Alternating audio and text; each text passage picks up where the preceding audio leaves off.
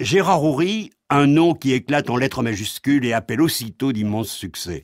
Le Cornio, la Grande Vadrouille, la Folie des Grandeurs sont devenus les beaux éclats du banquet cinématographique. L'écoutant, je retrouve l'ami avec lequel nous avions, son complice Marcel Julien et moi, les plus chaleureux échanges. J'ai toujours eu avec lui des moments privilégiés. Tout de suite, une litanie de titres, le Cornio, la Grande Vadrouille, la Folie des Grandeurs, le Coup de Parapluie, la Carapate, les Aventures de Rabbi Jacob, l'As des As, la Vengeance du Serpent à Plumes, David et Goliath. Lévi et Goliath. Lévi et Goliath, pardon. Lévi et Goliath, bien sûr. Ouais. David et Goliath, c'est autre chose. Et ensuite, les grands souvenirs, tous les grands souvenirs de Gérard Houry, car tout cela, c'est la panoplie. Alors, considérez-vous, Gérard Houry, que tout cela représente une œuvre cinématographique? Non, moi je pense que ma vie représente non pas un long fleuve tranquille, mais un long fleuve agité. Très bon film, un long Très fleuve. bon film. D'accord. Et ce long fleuve agité, j'ai eu envie de faire un stop, d'arrêter précisément mon travail de cinéaste, et je l'ai arrêté pendant 2 ans pour écrire Mémoire d'éléphant. Alors, comédien, vous l'avez été, scénariste, réalisateur, vous l'êtes resté, vous devenez aujourd'hui écrivain, et justement, il y a là ces mémoires d'éléphant. Alors, on peut considérer parfois que metteur en scène a très envie de raconter sa campagne, ses campagnes, et de faire un livre de plus consacré à la cinématographie. Vous avez eu la chance, Gérard Houry, je crois, d'avoir une mère, d'avoir une enfance et d'avoir pu côtoyer vraiment tout ce qui compte dans la littérature, dans la musique, dans la peinture. C'est une chance, c'est un privilège. C'est un privilège total, complet. C'est une inégalité, je dirais. Une inégalité de naissance, non pas par l'aristocratie ou par l'argent, car ma mère n'était pas riche. J'ai été élevé par 2 femmes absolument merveilleuses. On a coutume de dire qu'on a été élevé souvent par une mère merveilleuse, mais ce fut un personnage extraordinaire, et je ne suis pas le seul à le dire. Je peux le dire. Vous pouvez le dire, Jacques Chancel. Effectivement, vous l'avez connue, mais à 86 ans, quand elle a disparu, elle était encore une toute jeune femme. C'était une vieille jeune femme. Et elle avait autour d'elle François-René Duchâble, Rostropovitch, Éric Tabarly, qui lui rendait visite, comme à une jeune femme. Ils parlaient ensemble. C'était un cénacle qui était au-dessous de chez moi, car elle habitait au rez-de-chaussée et moi au premier étage dans le même immeuble.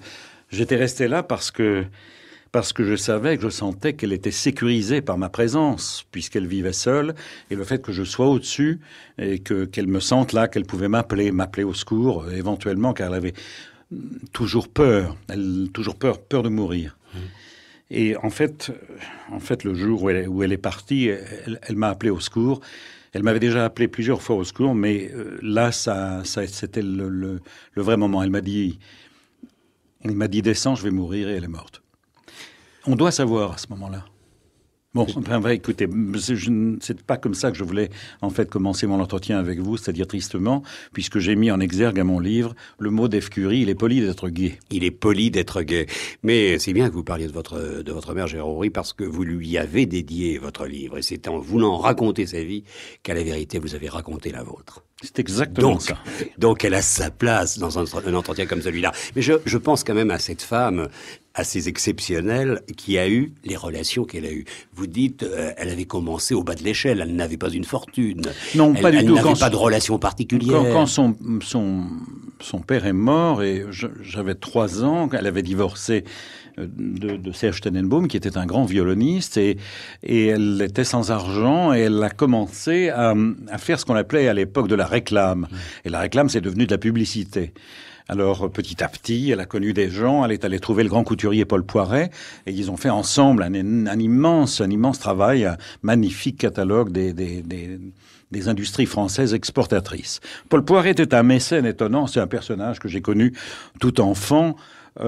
C'est l'homme qui, au moment de l'exposition des Arts Déco, moi j'étais alors vraiment haut comme la pomme, avait sur la scène fait 3 péniches admirables, Amour, délices et orgue, et qui étaient simplement décorées par Raoul Dufy, par Segonzac.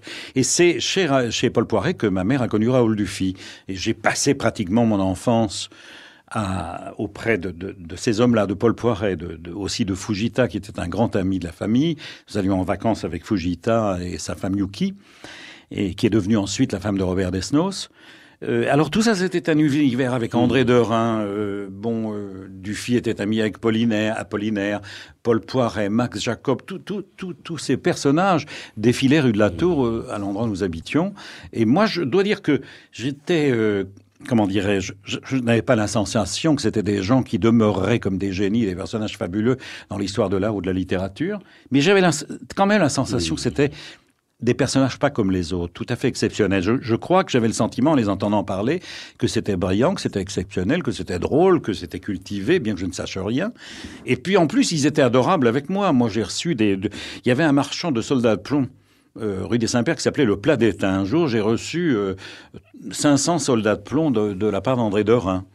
Où j'avais on me faisait cadeau d'aquarelles ou de tableaux ou de peinture. Que vous avez d'ailleurs conservé. Non, que j'ai d'ailleurs vendu. Ah, vous avez vendu. Que j'ai vendu d'abord. Il vous reste pas mal de choses. Parce que plus tard, j'en ai racheté. J'avais le culte de c'était un cordon ombilical pour moi, ces hommes-là. Alors j'ai racheté ces peintres-là parce que je les connaissais, puis que je m'y connaissais bien dans ces œuvres-là.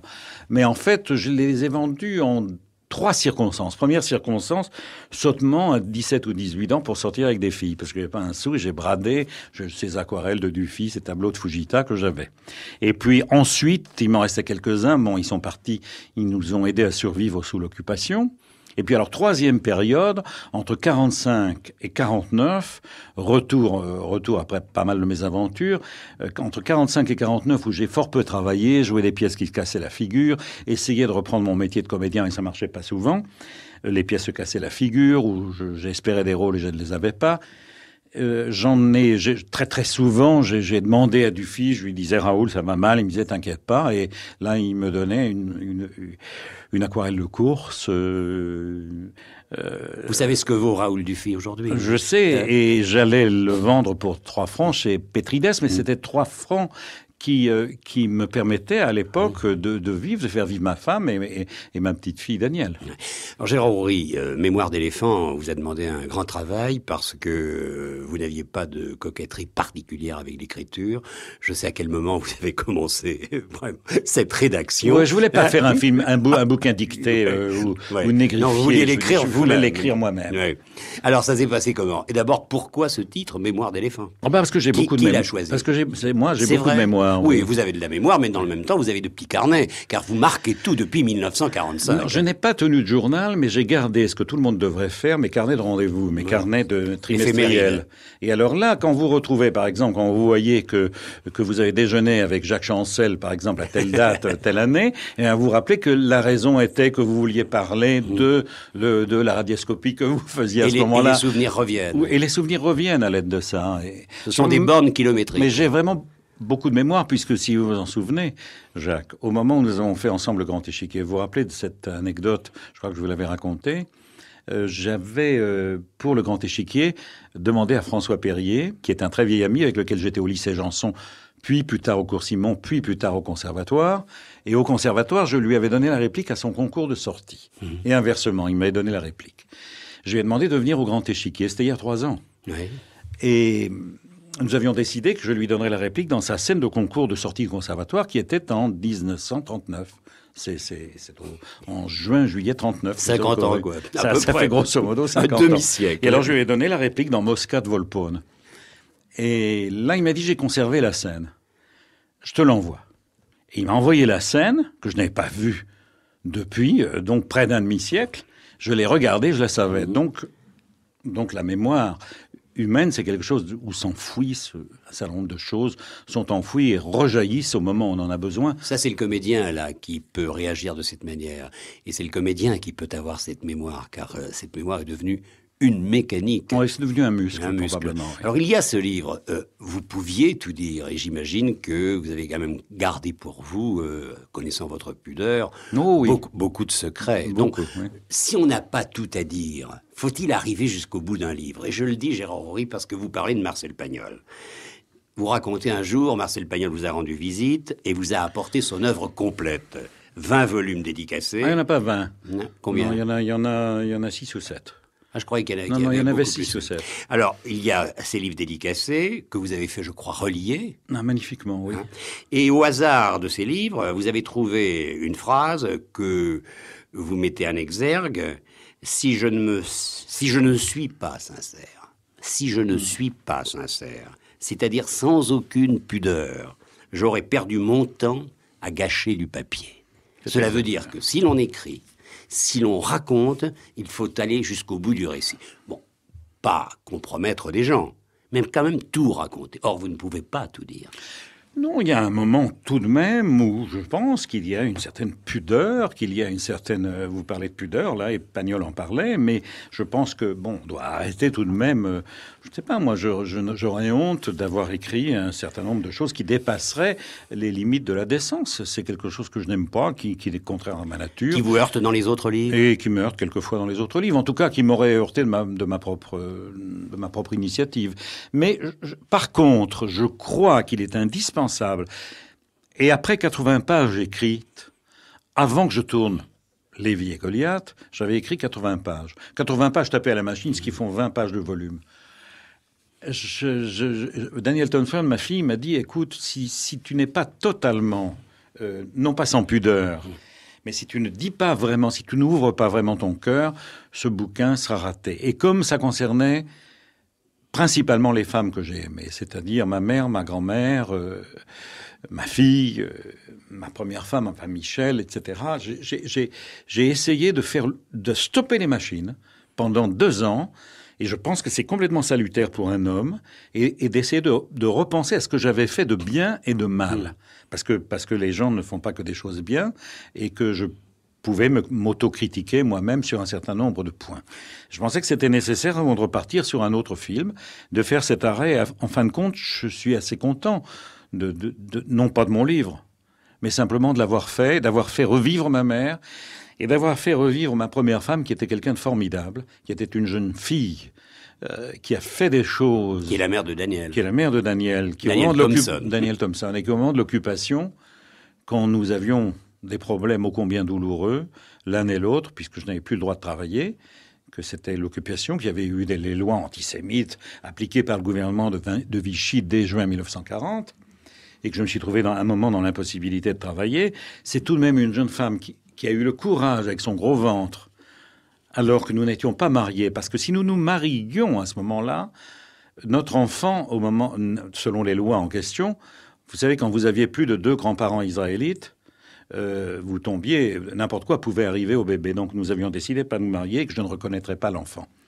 Et un beau jour, c'est ce que je raconte dans le livre, je suis rentré à l'hôtel Beauvau à Marseille où nous étions, et j'ai trouvé un petit billet de ma femme, je l'appelle comme ça bien que nous n'étions pas mariés à l'époque, me disant je reviens dans 2 jours, ne t'inquiète pas mon chéri, etc.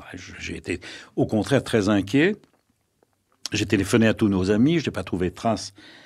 Et elle était partie en fait pour Vichy, et elle avait décidé d'aller trouver le maréchal Pétain pour lui dire « C'est injuste qu'on ne laisse pas Gérard travailler. Le droit au travail, c'est quelque chose de sacré, et le plus extraordinaire de toute cette affaire, c'est qu'elle est presque arrivée au maréchal Pétain. Elle a franchi tous les barrages. Avec son gros ventre, ravissante, il faut bien le dire. Oui. Et elle a franchi, elle est arrivée jusqu'au docteur Ménétrel, qui était le conseiller, le jeune conseiller du maréchal Pétain. Bon, tout ça s'est mal terminé, en fait, parce que tout en ayant eu un très bon accueil de la part du docteur Ménétrel, qui n'était pas un méchant homme, mais il l'a répercuté sur quelqu'un qui était un méchant homme, et qui était le haut commissaire aux affaires juives, M. Xavier Vallat, et qui ne s'est pas comporté d'une manière bien belle. Mais enfin, ça, on ne pouvait pas demander à un homme qui avait accepté le poste d'être commissaire aux affaires juives de se comporter convenablement. Mais Gérard Rouy, par rapport à cette époque, est-ce qu'il y a encore chez vous un peu d'esprit de vengeance? Non, aucun. Une colère? Aucun esprit de vengeance, je n'ai aucune colère. J'ai des souvenirs douloureux, j'ai des souvenirs gays. Et comme je l'ai dit, il est poli d'être gay. Je ne peux pas... La seule chose, je dis à un moment dans mon livre, il faut simplement être vigilant parce que quelque part, la bête rôde. Donc, il faut être vigilant. Mais on ne peut pas passer sa vie. Moi, c'est pas ma nature. Je suis pas quelqu'un de rancunier. Et puis, de toute manière, lorsqu'on fait le bilan, ça n'est pas si mal. Et tout avait bien commencé. Et puis, j'ai eu beaucoup de chance. Oui, parce que vous écrivez, parmi tous les copains du lycée Janson, mon meilleur ami est Édouard Sablier. 15 ans comme moi et les mêmes affinités électives. Alors là, on y va. Hein. Oui, on y va. Alors, faut les lire. Dans l'ordre, les affinités. Dans l'ordre. Les filles. Les matinées classiques de l'Odéon, où nos parents nous ont pris chacun un abonnement, le cinéma Luna Park, les éclaireurs, et en dernier lieu, Les études. Les études. Oui, oui. Alors, vous n'avez pas un peu honte, non? Non, moi j'étais un très Monsieur mauvais Houry. élève. Siégel et Sablier, Maurice Siégel, qui était l'autre copain de classe. Et Jean Jean Dutour. Dutour. Et Jean Dutour travaillait beaucoup mieux que moi. Ils travaillaient tous. Moi, je dormais, comme disait le professeur Monsieur Truc, qui est un merveilleux nom de professeur, Monsieur Truc, Monsieur Gonzague Truc. Truc. Je dormais au fond de la classe. Mais enfin, vous savez, même si on dort au fond de la classe, je crois qu'il y a quand même des choses qui vous rentrent par l'oreille et qui ne sortent pas par l'autre, qui restent quand même dans l'inconscient. Mais c'est tout à fait normal qu'un jour on ait pu vous dire, ou qu'on ait dit à votre mère, vous pourrissez cet enfant, vous n'en ferez jamais rien. Parce que lorsqu'on a la chance d'avoir une mère comme la vôtre, qui fréquente Paul Poiret, Pierre Lazareff, Charles Gombault, Raoul Dufy et les autres, on finit quand même par avoir un jardin privilégié et on se dit, je suis quelqu'un, lorsqu'on est un enfant. C'est-à-dire qu'on est attiré, il est certain qu'on est attiré par le monde des arts. Je ne crois pas que... Il n'aurait pas été logique que je devienne commerçant ou industriel ou simplement décideur, ce qui n'est d'ailleurs pas du tout mon goût. Parce que je conserve cette espèce de goût de rêverie. Et la rêverie, c'est rêver un film, c'est rêver un livre. Ou c'est rêver, c'est ce que nous sommes en train de faire en ce moment. Moi, j'aurais pu être très bien à votre place et j'aurais pu très bien être en train d'interviewer Jacques Chancel parce que j'aurais pu. Non pas être Jacques Chancel, mais j'aurais pu, et c'était un peu mon destin et mon goût et l'envie que j'avais, c'était d'être journaliste.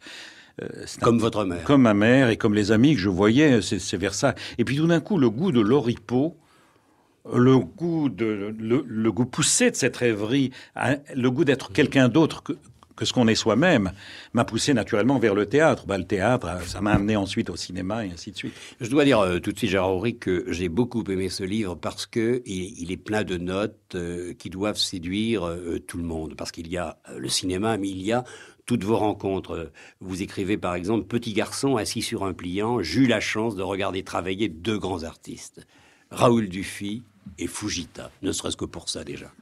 Fujita, accoudé à une table basse, travaillait accroupi. Il semblait caresser le papier avec un pinceau d'une minceur extrême, d'où naissaient chat, femme, nu musculeux, droit sorti de l'école de chevalerie de Kyoto. Il acheva un matin devant moi une immense toile qui me troubla. Dans le ventre d'une belle femme, deux jumeaux se faisaient face, tête bêche. « Et oui, mon petit Gérard, c'est comme ça que ça se passe, dit-il en souriant. Je rougis. Au Japon ? Non, partout. » C'est-à-dire la relation que vous aviez avec ces gens-là, qui était une relation plus que privilégiée, car ils étaient vos amis, ils étaient presque vos pères. Mais nous allions en vacances avec Fujita et Yuki, et ce qui était extraordinaire dans le cas de Fujita, ce que j'admirais aussi beaucoup, c'est que c'était un champion de jiu-jitsu. Il avait un corps lui-même extrêmement musclé, très beau, et il m'apprenait le jiu-jitsu. Alors, dès qu'il arrivait, comme vous savez, comme les petits garçons sont bêtes, je me ruais sur lui et j'essayais de l'attraper, de le renverser. Il me balayait d'un revers. Mais ce sont des souvenirs merveilleux. C'est un homme, en plus, qui sentait bon. Il avait un extraordinaire parfum que je n'ai jamais retrouvé. Je ne sais pas quelle essence était mélangée à cette peau qui semblait toujours bronzée, mais il était super avec cette frange, cette petite moustache, je le vois bien. Et je me souviens lorsqu'il est devenu Léonard. Léonard, oui. Il était Fujita, puis il a basculé. Il a épousé une jeune femme qui est toujours là, heureusement. Et il est devenu Léonard Fujita. Il est devenu Léonard Fujita. Il y a des toiles de lui au Petit Palais à Genève en ce moment qui sont tout à fait remarquables. Alors il y a eu toute cette vie, et je me demande si aujourd'hui, vous pourriez dire, comme vous disiez autrefois, je trouve mes obsessions normales. Si on me diminue ma semaine, je fonce rue La Boétie. Je vends au premier marchand venu mes deux Fujita, l'aquarelle que Dufy m'a donnée pour Noël. Et sur cette pensée rassurante, vous vous endormez. Alors aujourd'hui, je sais Mon cher Jacques, vous ne dites pas quelles étaient ces obsessions. Vous ne le dites pas, là. Non, mais je ne le dis pas. Quelles étaient? Alors dites-le moi. C'était les obsessions d'un garçon de 15 ans qui commence beaucoup à penser aux filles et qui n'a pas d'argent pour les sortir.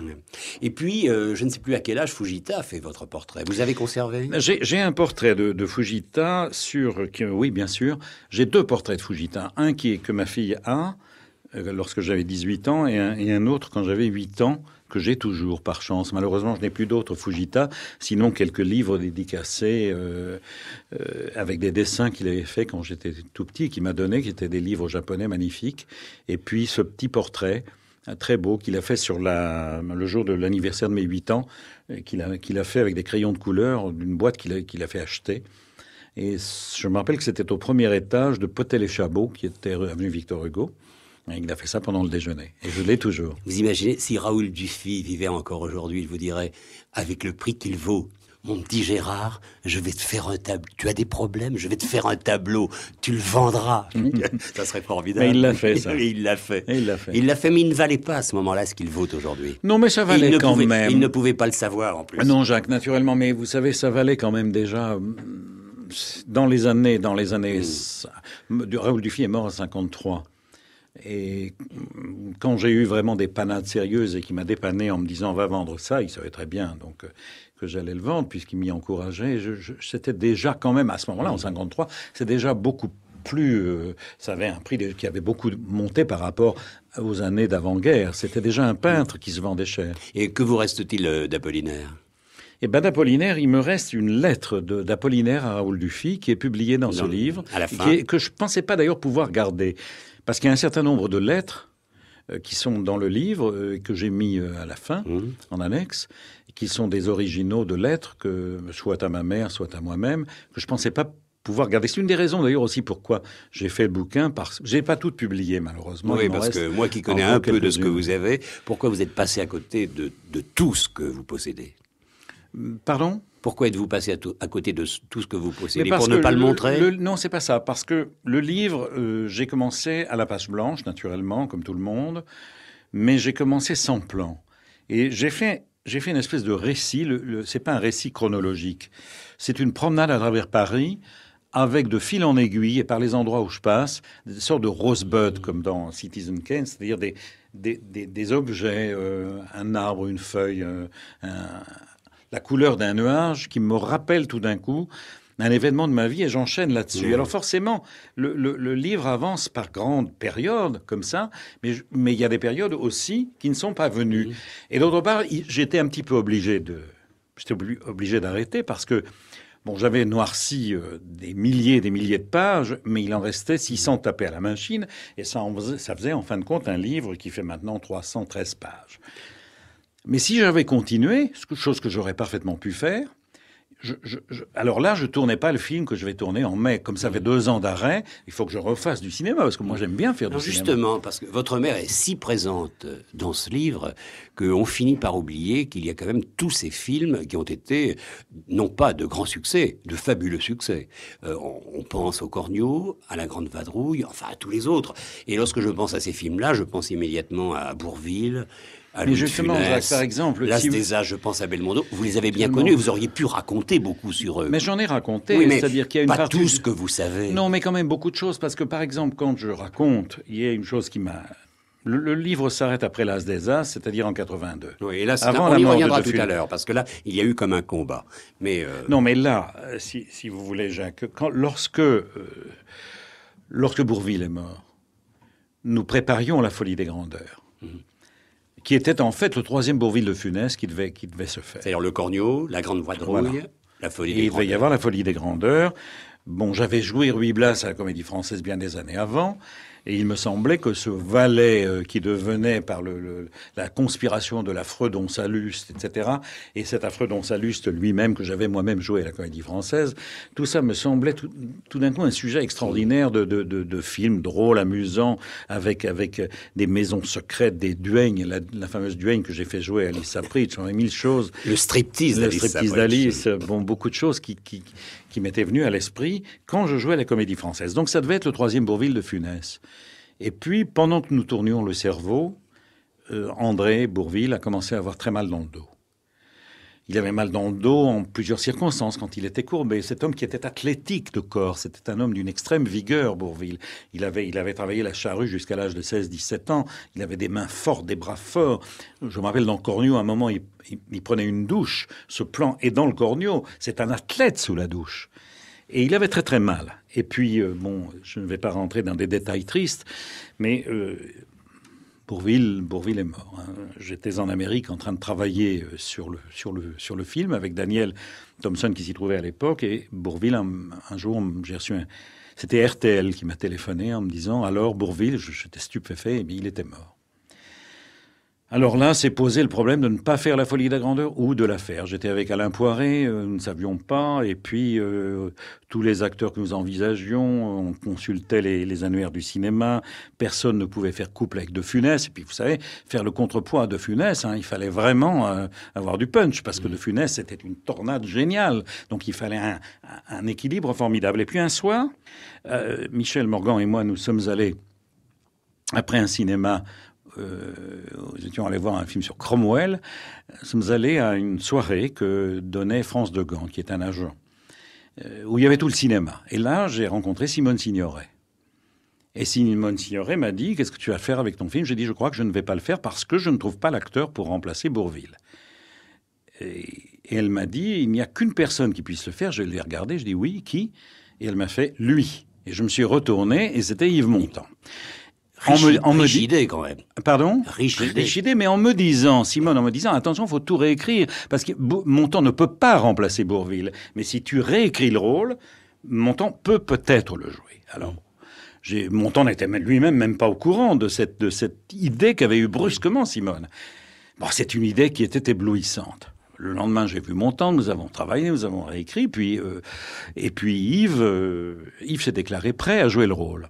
Alors nous avons commencé à chambarder entièrement le scénario, à aller en Espagne, où naturellement La Folie des Grandeurs se passait dans des palais espagnols, un petit peu partout, dans la bibliothèque royale de Tolède, dans toutes sortes d'endroits absolument splendides de l'Espagne. Et puis là, j'ai dû me replonger dans une documentation sérieuse, car un après-midi, la porte de mon bureau, où je faisais la préparation du film, s'est ouverte, et Yves Montand est entré, blême, en me disant « Gérard...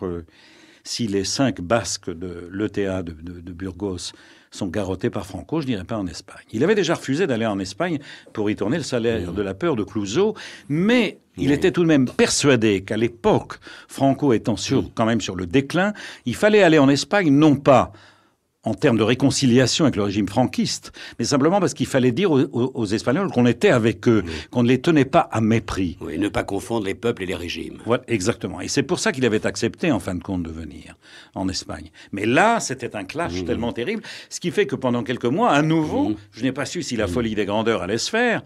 Et naturellement, c'était plus important la vie des 5 hommes qui étaient menacés de mort qu'un film. Parce qu'après tout, comme disait Alfred Hitchcock... After all, it's only a film. Après tout, ce n'est qu'un film, c'était la vie des hommes. Mais je dois dire que quand même, le jour où j'ai appris que le général Franco graciait les 5 Basques de Burgos... Vous avez été rassuré. J'ai poussé un soupir de soulagement. Alors, il y a ces 3 films, et vous paraissez, Gérard Houry, les mettre vraiment au premier plan. C'est-à-dire Le Cornio, La Grande Vadrouille, La Folie des Grandeurs. Il y a L'As des As, avec Belmondo. Mais vous pouvez dire... Rabbi Jacob aussi. Oui, Rabbi Jacob, bien sûr, évidemment. Mais vous pouvez dire qu'il y a aujourd'hui des acteurs de cette trempe-là, comme Louis de Funès, comme Bourvil. Fallait-il un metteur en scène comme vous pour les mettre à cette altitude parce que c'était de grands enfants, quand même. Je crois, Jacques Chancel, que la vie est faite de rencontres et qu'ils m'ont autant apporté que je leur apportais moi. C'est tout d'un coup des lignes qui se croisent. Mais toute la vie artistique de tous les artistes au monde, des gens qui écrivent pour les artistes, des artistes qui jouent pour certains créateurs, ce sont des moments qui sont faits de rencontres. La rencontre avec Louis de Funès, celle avec Bourvil, celle avec Jean-Paul, avec Montand, avec tout... Soyons quand même précis. Les films qui sont venus après n'ont pas eu tout à fait le succès du Cornio et de La Grande Vadrouille. L'As des As l'a eu. L'As des As. Mais après, ça n'est plus été la même chose. Même avec Coluche. C'est-à-dire que Le Serpent... Il y a eu 2 films seulement après. Le Serpent à plume a été un échec relatif. Oui, relatif, c'est vrai. Pour vous, quand même, un échec absolu. Pour vous, Gérard Houry. C'est-à-dire que le Serpent à plume a péché par... D'abord, c'est le jeu des 7 erreurs. Si je voulais vous faire la liste maintenant des 7 erreurs, je ne vais pas la faire maintenant, du Serpent à plume, je connais parfaitement les erreurs que j'ai commises. Quand on a M. Coluche, je fais de l'autocritique. Quand on se trouve au Mexique et qu'on a M. Coluche et qu'il y a des bandits mexicains qui poursuivent, je crois maintenant, j'ai réfléchi, je pense qu'il ne faut pas que Coluche soit poursuivi par les bandits mexicains. Je crois qu'il faut qu'il soit un des bandits mexicains. Oui. Puis je crois, dans le domaine du film comique, je crois que quand il y a des danses, des danses de Maya, des danseurs mayas avec leurs plumes extraordinaires, qui sont des ballets extraordinaires que j'avais engagés au Mexique, il ne faut pas que Coluche les regarde. Il faut qu'il soit un des danseurs. Il ne faut pas qu'il soit d'Artagnan, il faut qu'il soit Planchet. Naturellement. Alors, ça, je sais très bien, mais... Alors, regardons l'avenir, Gérard Houry. Oui. Là, il y a très longtemps que vous n'avez Mais vous savez, pas... je dois vous dire que j'ai eu une joie formidable à tourner avec Richard Anconina et Michel Boujna, je dois le dire, parce que ce sont deux acteurs formidables et qui, pour Lévi et Goliath, qui est un film qui a eu beaucoup de succès, m'ont beaucoup apporté. Alors, Michel Boujna, Richard Anconina, deux comédiens installés déjà aujourd'hui, mais peut-être qui n'ont pas, pour des raisons qui sont peut-être stupides, la carrière qu'a pu faire Louis de Funès, la carrière qu'a su faire Bourvil. Ils ont 35 ans. Il y a non, mais moi j'ai beaucoup joué sur Anconina et sur Boujna et je les aime tous les deux. Ça n'est pas la question, mais c'est peut-être qu'un autre cinéma vient de naître qui n'est pas celui que vous faites. Alors ce qui me passionne aujourd'hui, Gérard Houry, c'est le film que vous allez réaliser demain, car on vous attend au tournant. Le livre, c'est très bien. Le livre, nous l'avons là. C'est un magnifique récit. On a envie vraiment d'en savoir encore plus. Écoutez, les films dont nous venons de parler, c'est le passé. Bon, mais le bouquin, c'est le présent. Et demain, alors, le prochain film, c'est l'avenir, et peut-être un roman derrière, parce que le fait d'écrire ce bouquin m'a donné envie. Non, le prochain film, c'est quand? Le prochain film, c'est en mai. Ah, ben c'est vite, ça. C'est vite. Je suis en train d'écrire ça y est, vous savez, je me suis pas arrêté. Nous sommes en train d'écrire avec Daniel Thompson l'histoire du prochain film qui s'appelait Vanille Fraise, mais qui va plus s'appeler Vanille Fraise. Alors, ça va s'appeler comment? Ça, je ne sais pas comment ça va s'appeler. Si vous le savez. Non, je vous donne ma parole d'honneur que non. Vanille Fraise, c'était joli. Pas. Oui, mais pour des raisons objectives, ça ne va pas s'appeler. Avec qui? Eh bien, il y a pour le moment qu'un acteur de formellement décidé. Il y en a un autre formidable de pressenti, mais il y a un acteur décidé et un pressenti pour le moment. Alors, le décidé, qui est un des trois rôles importants de ce film qui se tourne en Italie, c'est Pierre Arditi. Qui est un acteur que j'ai trouvé prodigieux à la fois dans les films d'Alain Resnais, très grand prodigieux dans Tailleur pour Dame, et qui a un immense sens du comique, qui est un très grand comédien, et qui joue le rôle du mari dans cette histoire. Parce que le mari, non pas le mari, la femme et l'amant, mais il y a trois personnages. Bon, il joue le mari. Et puis, il y a un autre personnage, et il y a une jeune femme. Bon, alors voilà, on est en train d'écrire ça. C'est basé sur l'histoire des faux époux Turange.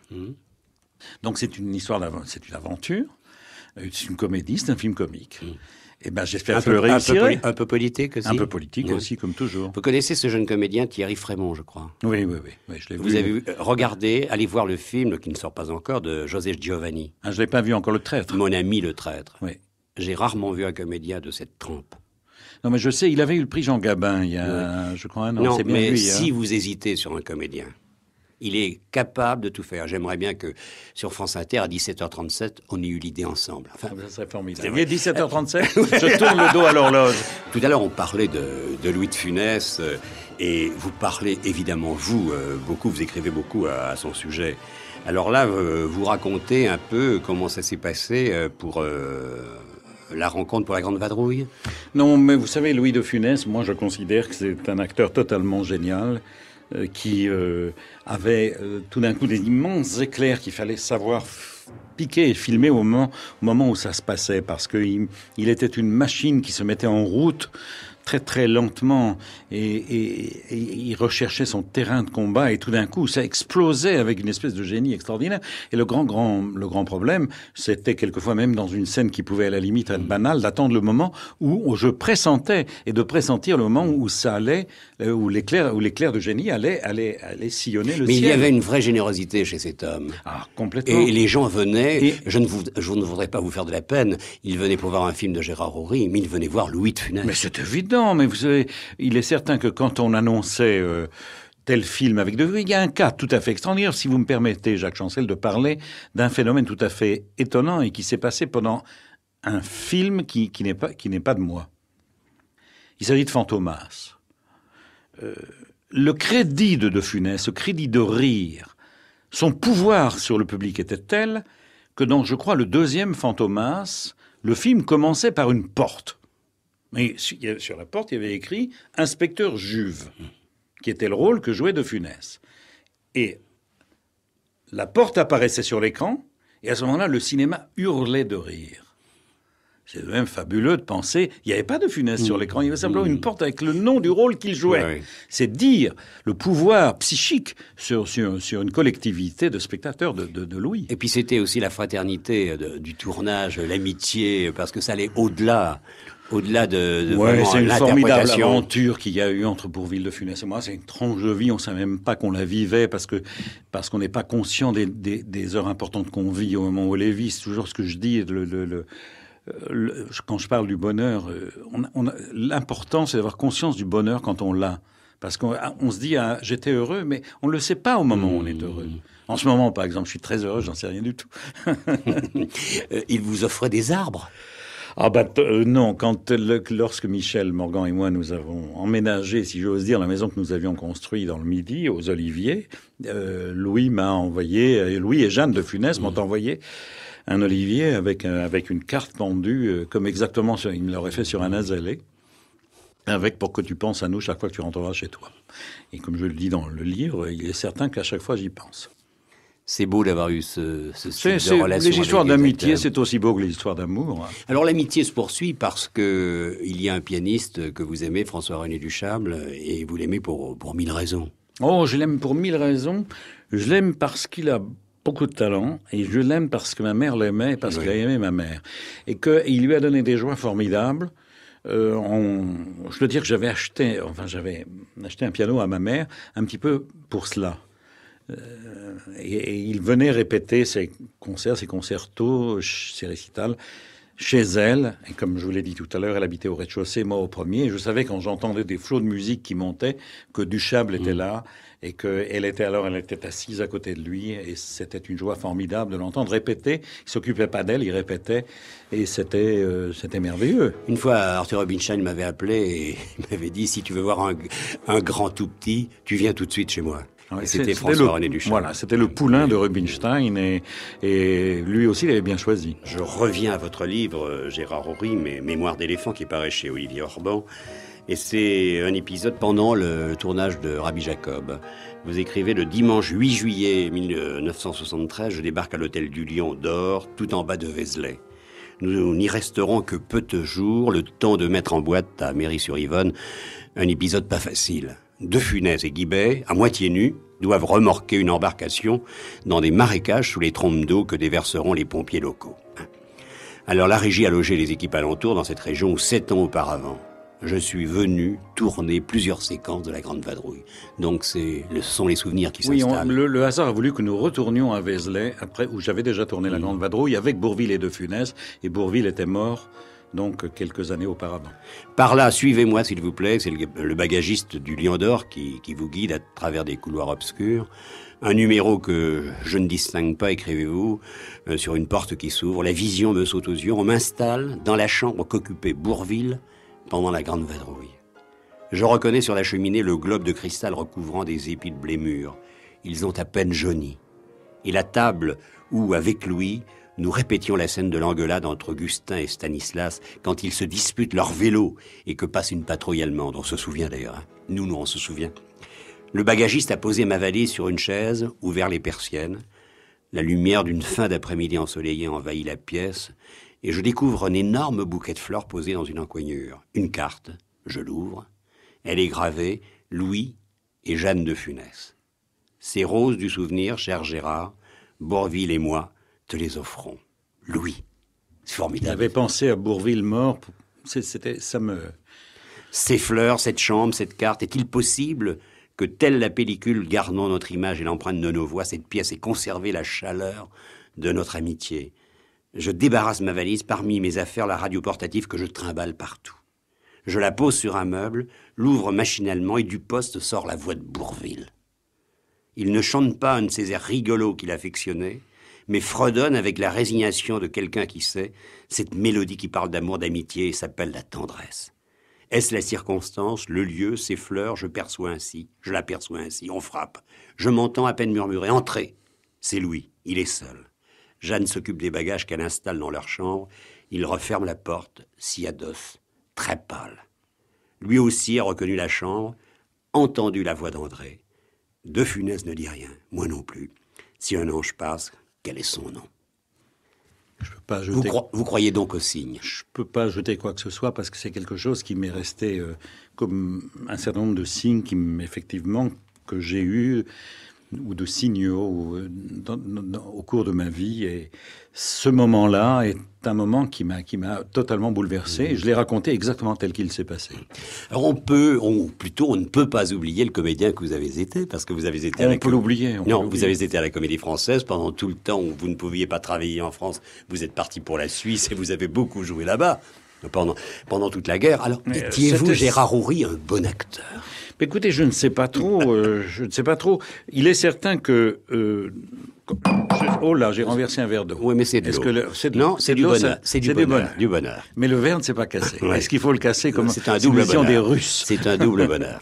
Non, après bien des mes aventures de 40 à 42, 43, je suis parti pour la Suisse, effectivement, où j'ai réussi là-bas à vivoter. À Genève, à l'époque, il y avait le Théâtre de la Comédie qui était dirigé par Maurice Jacquelin, qui était un acteur français, metteur en scène. Et j'ai joué d'affilée beaucoup de pièces de théâtre. Il fallait ça naturellement pour subsister. Car tout ça, on n'était pas bien riche, on n'avait pas de sous. Et pendant toute cette période, j'ai dû jouer effectivement 60 pièces de théâtre, avec naturellement des rôles, pas naturellement, avec des rôles principaux. Alors, les jouais-je bien? Je ne sais pas trop, parce qu'il est certain que quand on fait un travail aussi rapide sur Don Juan de Molière, sur Lorenzaccio, sur des Racines des Molières, on fait un travail quand même un petit peu superficiel. Oui, mais c'est quand même bien d'avoir été de la Comédie Française. Ça pose un acteur. Oui, enfin, alors après ça, quand je suis rentré et que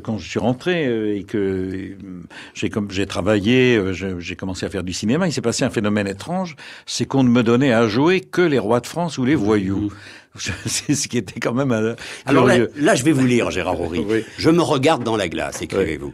Franchement, ai-je la gueule des rôles pour lesquels on m'engage? François Ier et Napoléon me rassurent, mais tout de même, je viens de me faire gifler 14 fois de suite par Bourvil dans le Passe-Muraille, révolvérisé par Robert Hossein dans Méfiez-vous fillette, traîné dans la boue par Gérard Philippe dans La meilleure part, cassé la figure par Montan Jürgens dans Les héros sont fatigués. C'est vrai.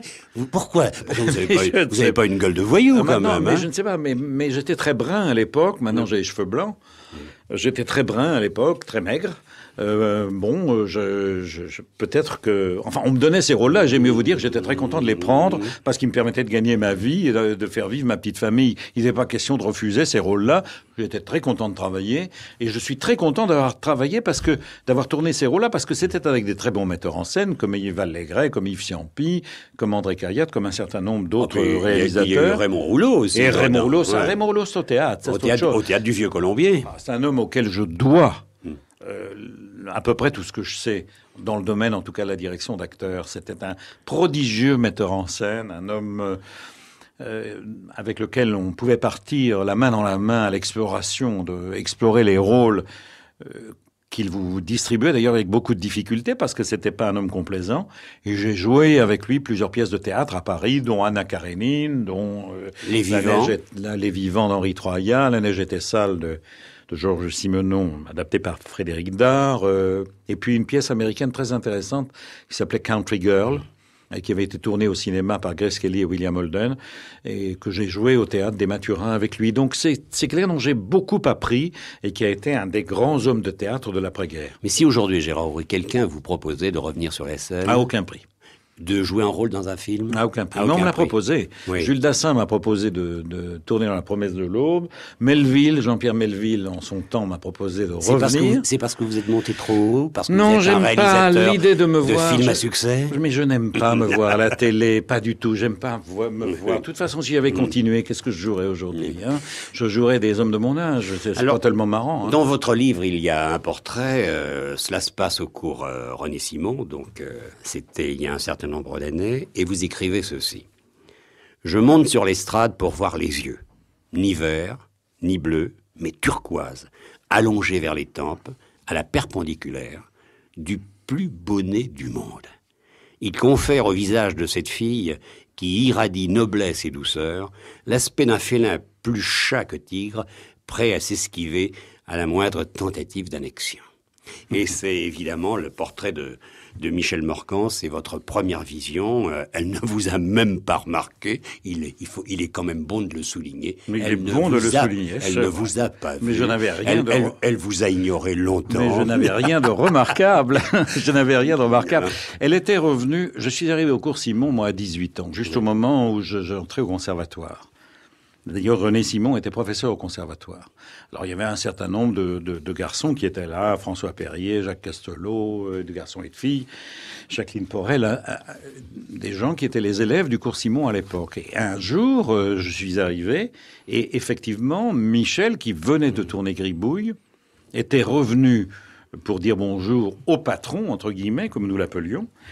Et évidemment, les 150 élèves qui étaient là s'étaient groupés autour de cette jeune fille, conscients qu'il lui arrivait une aventure extraordinaire et persuadés que ça pouvait arriver à chacun d'entre eux de devenir du jour au lendemain une grande vedette, d'avoir son visage sur tous les magazines. Et tout le monde la regardait. Moi, alors, je l'ai vue, évidemment, de très loin. De toute façon, il n'y a aucune chance qu'elle me voie, puisque moi, j'étais derrière les 150 personnes, sur la pointe des pieds pour l'apercevoir, et que j'avais aperçu une fille d'une rare beauté. Aujourd'hui, on sait quelles sont vos relations avec Michel Morgan, mais vous êtes gêné parfois lorsque, à cause de ce livre, on fait des titres sur Michel Morgan, alors qu'elle a sa place, évidemment, dans le récit de votre vie, mais au même titre que votre mère, que d'autres amis, que vous avez été, comme d'habitude, plein de pudeur à son sujet. Oui, enfin, je veux dire que c'est aussi un petit peu naturel qu'étant donné l'immense star, le star système des médias, ouais. le projecteur soit sur Michel. Mais effectivement, j'ai fait un livre pour, je vous l'ai dit tout à l'heure, pour essayer de me retrouver moi-même avec le passé, avec le présent et peut-être même un peu avec le devenir, comme on dit aujourd'hui. Et bon, je ne suis pas contrarié de cela parce que nous avons depuis maintenant 30 ans une extraordinaire union et un amour merveilleux. Mais je veux dire que je pense qu'il y a peut-être d'autres choses dans le livre que simplement... il y a beaucoup d'autres choses. Les histoires d'amour et les histoires d'amour que nous avons, c'est un tout petit peu... ça relève un tout petit peu de la presse du cœur. Alors, il y a un épisode... qui aurait pu être malheureux dans cette vie, c'est le succès de l'As des As, parce que des critiques ont voulu vous opposer à Jacques Demy, qui à ce moment-là présentait Une chambre en ville. Le film de Jacques Demy n'était pas un succès, et certains ont cru pouvoir dire que la compétition était malheureuse, que vous aviez trop de succès, et qu'il n'en avait pas assez. Il y a eu une pétition, je ne sais plus combien de critiques. Et d'ailleurs, à ce moment-là, vous vous êtes gendarmé. Jean-Paul Belmondo a écrit une superbe lettre et vous avez même été protégé par d'autres critiques aussi, comme Gérard Lefort de Libération en ce moment-là. C'est-à-dire de Gérard Lefort de Libération, je ne voudrais surtout pas avoir l'air de l'annexer. Je veux dire, il a fait le point de la situation dans un article qui était un article juste, où il prenait en fin de compte pas parti, mais qui était en fin de compte... Mais il y a une phrase de lui, outre son odeur de bonne sœur pleurnicharde, ce manifeste... Contre vous, ce texte pointait en effet de façon un peu suicidaire la sempiternelle impuissance des cinécritiques, tarte à la crème sur laquelle il aurait mieux valu être discret. C'est vrai que lorsqu'un critique n'arrive pas à poser le film qu'il aime, il a parfaitement le droit en lui mettre d'être malheureux. Je veux dire, Jacques Chancel, il y a un fait certain, si vous voulez, c'est que je ne crois pas que un film qui a du succès chaparde le public d'un film qui n'en a pas. Il ne faut surtout pas opposer les films. La publicité des films est à peu près toujours la même aujourd'hui.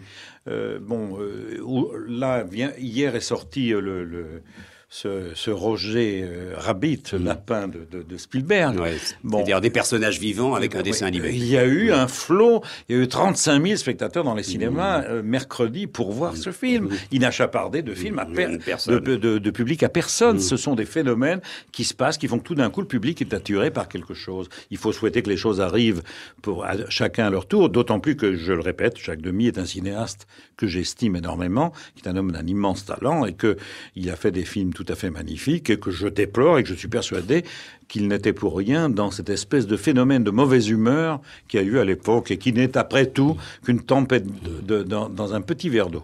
Alors comme celui que j'ai renversé tout à l'heure. Vous traitez des sujets explosifs et là je m'aperçois que les minutes passent vite. L'antisémitisme c'était Rabbi Jacob, l'Allemagne nazie c'était l'as des as, le terrorisme c'était le serpent à plumes. On ne peut pas rire de tout et on le sait, mais vous écrivez avec Rabbi Jacob, La Grande Vadrouille demeure mon film préféré. Je ne renie rien de ce que j'ai fait. Et chaque fois qu'à la télé, je vois le Cornio, l'As des As ou la Folie des Grandeurs, j'y découvre des choses que j'aime bien. Puis un peu plus loin, vous parlez de l'aveu de Louis de Funès qui est beau. Il faut faire très attention aux acteurs quand on les dirige. Ils sont comme le papier de soie. C'est facile de les froisser et plus facile encore de les déchirer. Et je trouve que cette phrase, elle est très très belle.